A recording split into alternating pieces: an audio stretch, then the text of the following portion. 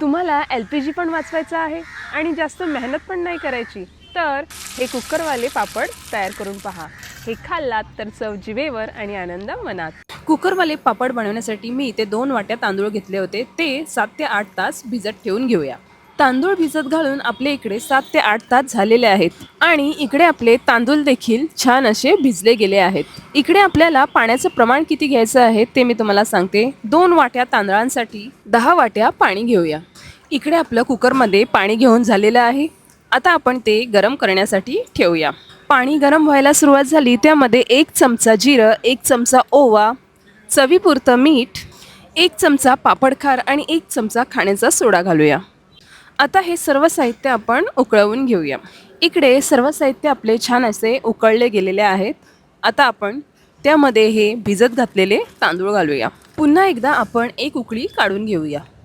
तुम्ही इकडे बघू शकता उकळी यायला सुरुवात झालेली आहे. आता आपण कुकरचं झाकण लावूया आणि 3 ते 4 शिट्ट्या काढून घेऊया.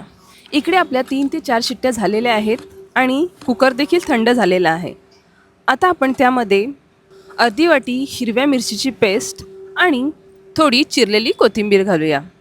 हे घातल्यामुळे ह्याचा फ्लेवर आणखीन छान येईल. आता आपण ह्याला छान असं एकजीव करून घेऊया. जोपर्यंत हिरवगार रंग येत नाही तोपर्यंत आपण ह्याला एकजीव करून घेऊया.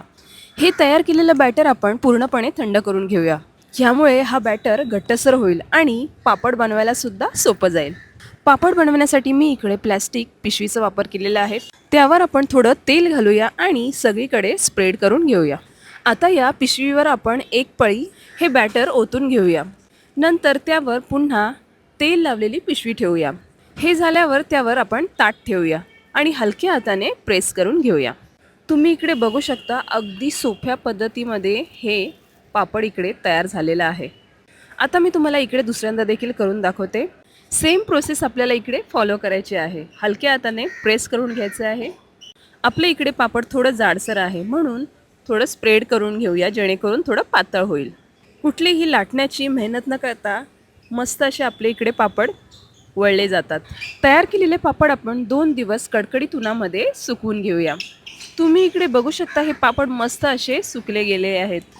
आता तेल कडकडीत गरम करूया आणि गरम गरम तेलामध्ये हे पापड तळून घेऊया. तुम्ही इकडे बघू शकता हा पापड दुपटीने फुलला जातो आणि मी तुम्हाला दुसरा देखील पापड तळून दाखवते, म्हणजे तुम्हाला आयडिया येईल. आणि हे तांदळाचे पापड तोंडात जाताच विरघळले जातात, एकदम कुरकुरीत आणि ठिसूळ. मी इकडे तुम्हाला तोडून देखील दाखवते. रेसिपी आवडली असेल तर फॉलो करा, शेअर करा आणि सबस्क्राईब करायला मात्र विसरू नका. धन्यवाद.